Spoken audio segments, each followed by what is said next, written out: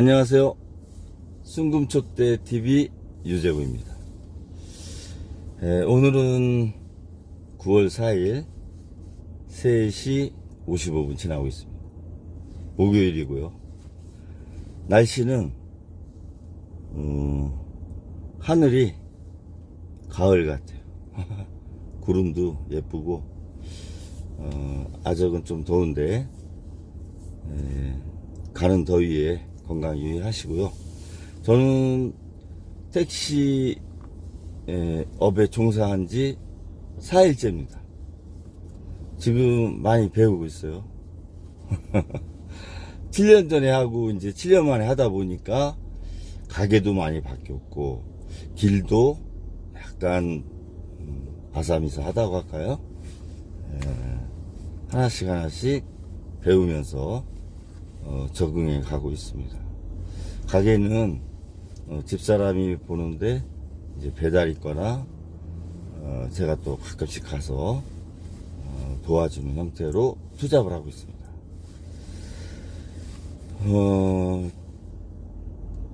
요즘 국내적으로 여러 분야에서 반복적인 급변한 그런 정세가 진행되고 있습니다. 국내적으로 보면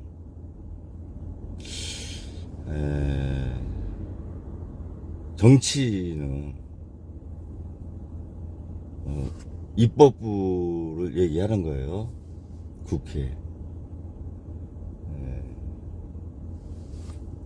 한 발자국도 이렇게 나아가지 못하는 그런 느낌을 받습니다.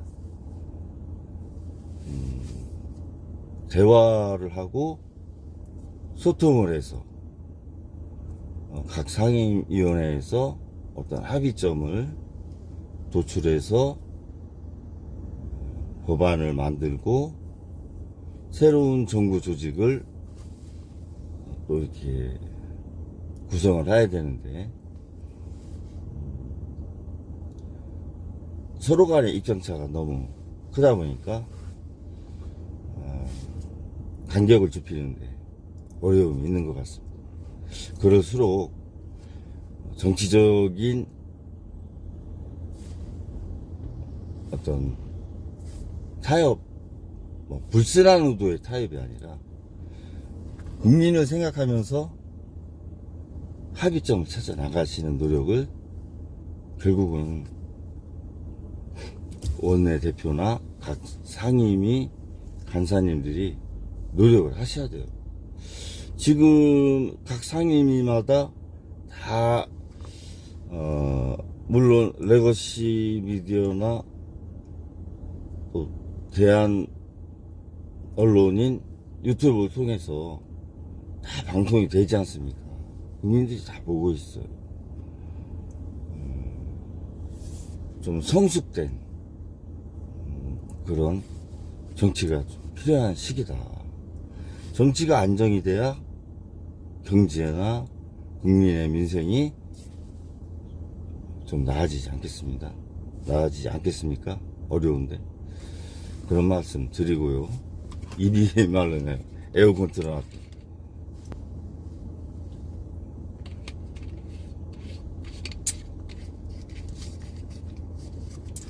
국정은 행정부는 어떤 정책을 진행을 하죠. 국회에서 합의된 법률안, 통과된 법률안을 가지고 집행을 하기도 하지만 세부적인 사항에 대해서는 대기번호 2번입니다. 시행령과 시행규칙으로도 많이 하게 됩니다.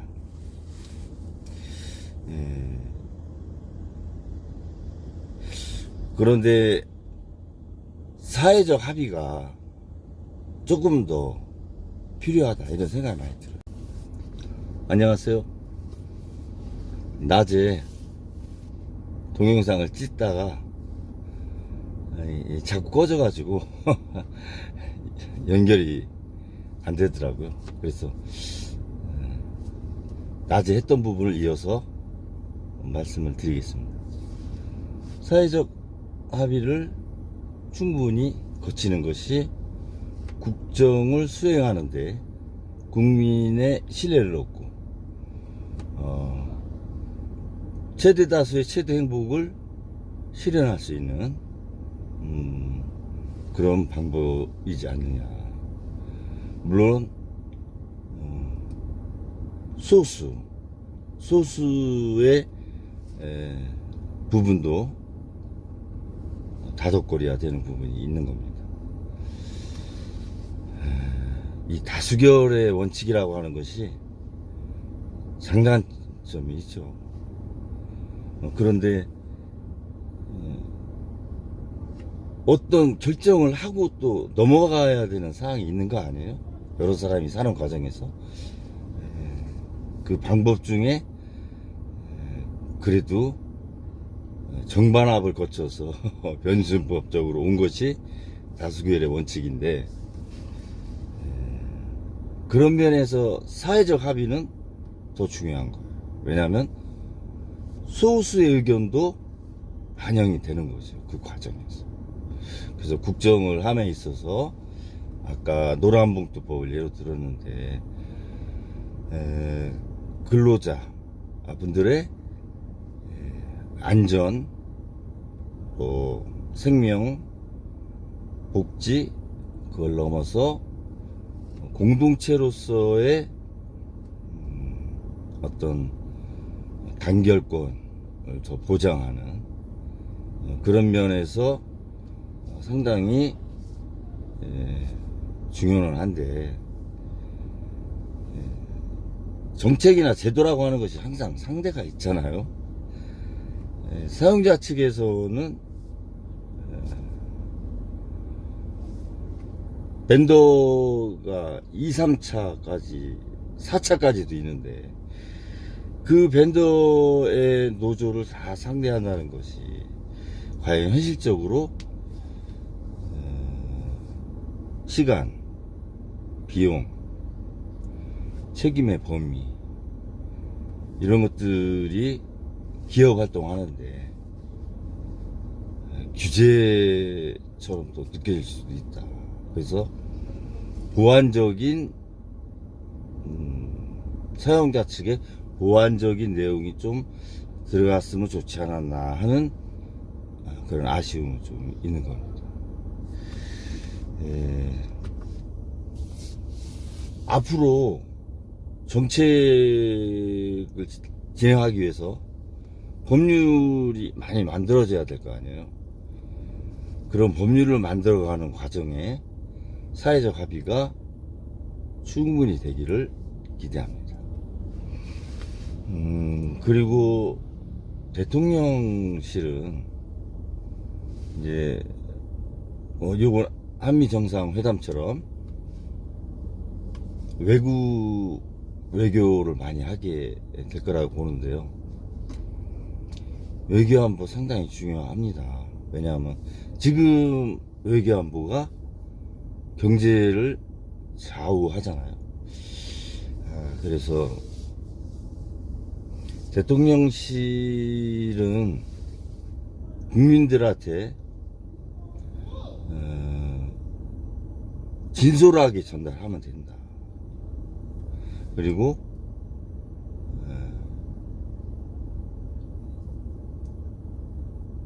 말해야 될 걸 하지 않아서 사후에 그것을 국민이 알게 되고 손실이 발생할 수 있는 상황을 후에 알리는 상황. 예를 들면 이명박 정부의 아랍에미리트 원전을 수주하면서 군대를 파견하지 않았습니까? 국회 동의가 없었잖아요. 그거 몰랐잖아요. 그리고 체코 원전 때도 웨스팅하우스와의 구체적인 내용, 그런 부분들을 진솔하게 전달하지 않았잖아요. 그래서 다소 문제가 있고, 과연 그게 국익에 얼마나 손실을 끼칠 것인가, 그런 우려를 많이 국민들이 갖게 되는 거 아닙니까? 원전 산업 자체가 규모가 크잖아요. 그리고 미래 먹거리도 되는 것이고, 그런 면에서 진솔하게 전달하고, 이러이러해서 불가피하게 이러한 결정이 됐습니다. 그러면 국민들이 납득할 수 있는 부분은 또 납득을 하는 거죠. 그리고 잘못된 거는 호되게 또 말씀을 하겠죠, 국민분들이. 그러면서 나아지는 거 아닙니까? 그런 진솔한 전달을 대통령실은 해야 된다, 그런 말씀 드리고요. 사법부도 지금 1조 5천억 정도 규모의 대법원을 세청사를 좀 건립했으면 하는 보도를 제가 봤습니다. 사법부 1년 예산이 1조 3천억이에요, 우리나라가. 1조 5천억이면 적은 돈은 아니죠. 뭐 경상북도 도청을 이전하면서 새로 지은 것이 5천억 들었다고 하잖아요, 한옥식으로. 도청도 뭐 5천억 정도니까 대법원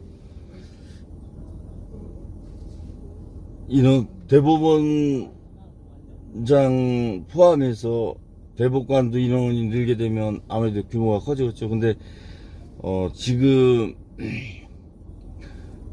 꼭 해야 되는 건지, 그런 것들은 국회에서 예산 관련된 부분이니까 협의가 돼야 되고, 정부하고도 행정부하고도 협의가 좀 진행이 잘 돼야지 한 4, 5년 기간을 갖고 이렇게 이루어지지 않겠나, 이렇게는 봐집니다. 저는 사법부가 어떻게 보면 이념과 진영의 중립적인 손님 한 분 모셔다 드리고 왔습니다. 사법부가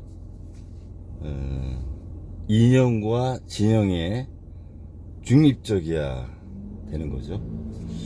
근데 과연 중립적인가? 국민들이 좀 물음표를 찍으시는 분이 좀 계실 거라고 봐요. 이념과 진영에서 자유로운지. 주한미군 주둔비가 1조 3천억인데 1년에 우리가 한국이 부담하는 것이, 세청사를 1조 5천억 들여서 해줬으면 좋겠어요, 저는. 더 국민을 위해서 판단을 하시고 사회 갈등을 조정 역할을 하시는 분들 아니에요. 그런 분들이 쾌적한 환경에서 근로를 하면 더 좋겠다, 이런 생각을 합니다. 참 저성장기에 할 게 많아요. 국회와 행정부하고 잘 협의해서 좋은 결과 있길 기대하고, 각 판사님들마다 독립적으로 재판을 하시고 국민들이 위임을 한 권한을 갖고 있는 국회의원들이 법을 만들어서 그 법의 테두리 안에서 옳고 그름을 판단을 하시잖아요. 또 판례도 적용을 하시고,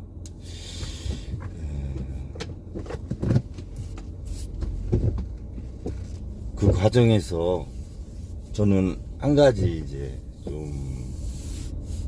이제는 수정을 좀 해야 될 것이 있다고 보는 게, 모든 판사님들을 국민이 선출하는 건 어렵잖아요. 그 사법부를 책임지고 있는 대법원장은 국민이 뽑는 게 맞지 않나요? 대통령이 지명하면 결국 대통령이 몸담고 있거나 있었던 그 당의 영향권 안에 잠정적으로 있다고 이렇게 국민들은 생각할 수 있는 거죠. 그리고 어떠한 판결이 났을 때 그런 시각을 통해서 많은 국민들이 또 보게 되지 않습니까? 물론 독립적으로 독립기관으로서 운영을 하시지만 영장에 대한 발급 여부, 그리고 재판 결과에 따른 양형 기준, 이런 것들이 대통령이 지명한 대법관이 총괄하는 곳에서 과연 자유로울 수 있느냐, 재판이. 항상 그 부분을 가지고 다툼의 여지를 많이 남기잖아요. 그래서 대법관도 국민이 뽑고, 국회의장도 국민이 뽑고, 중앙선거관리위원장, 헌법재판소장, 감사원장, 그러니까 사정기관, 권력을 갖고 있는 사정기관, 그리고 삼권에 있는 수장들은 국민이 선출하는 게 맞지 않을까, 그런 생각을 합니다. 그렇게 하면 견제와 균형의 상권 분립이 조금 더 한 단계 업그레이드 되지 않겠는가, 그런 생각을 하고요. 대법관 수를 늘리는 부분도 모든 일은 장단점이 있지 않습니까? 지금 수를 늘리려고 하는 부분에 대한 오해를 또 갖고 있는 분들이 많이 있죠. 그거를 늘리려고 하는 이유에 대해서 다른 시각으로 보시는 분들이 있단 말이죠. 그런 오해를 풀어줘야죠. 그러니까 이 부분도 사회적 합의가 필요한 거다.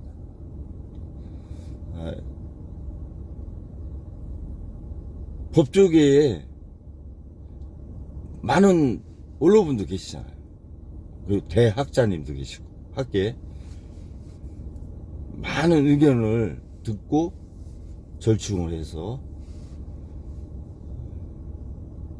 다수가 원하는 방향으로 가는 게 맞지 않느냐. 정권을 갖고 의석이 많은 정당이 진행하는 국정이나 국회, 그것이 너무 지나쳤을 때는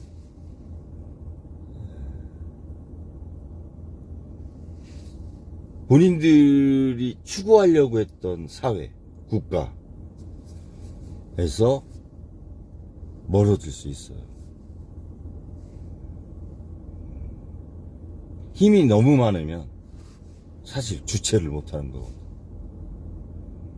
그것을 견제를 해야 되는데 지금 보수 쪽에 계신 분들이 상당히 지금 어려움에 있지 않습니까?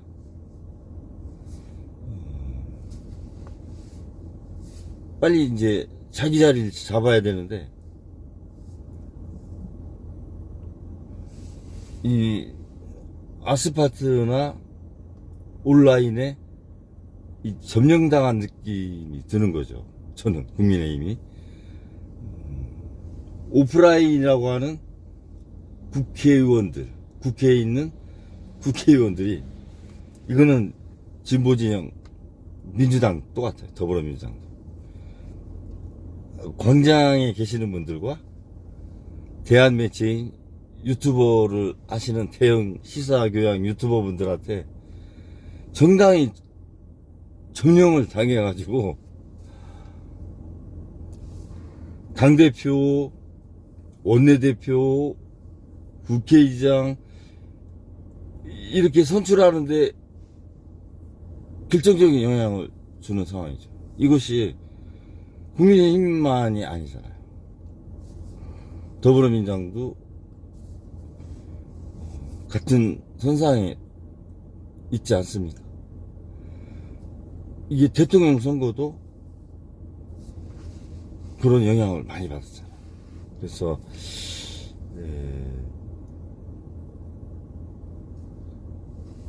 보수가 본연의 가치를 좀 충실히 하고 보수의 본연의 가치 거기에 저는 리버럴이라고 하는 그런 권력과 권위에 억압받지 않는 자유 리버럴 그런 가치에 대해서 좀 고민을 하는 그래서 거듭나는 대한민국 보수이길 바랍니다.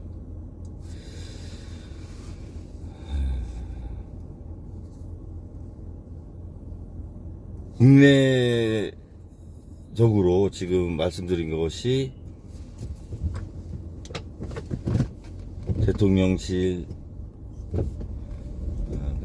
행정부, 국회, 사법부 그렇게 말씀드렸는데 독립기관은 독립적이어야 된다. 너무 어렵게 생각할 게 없는 거죠.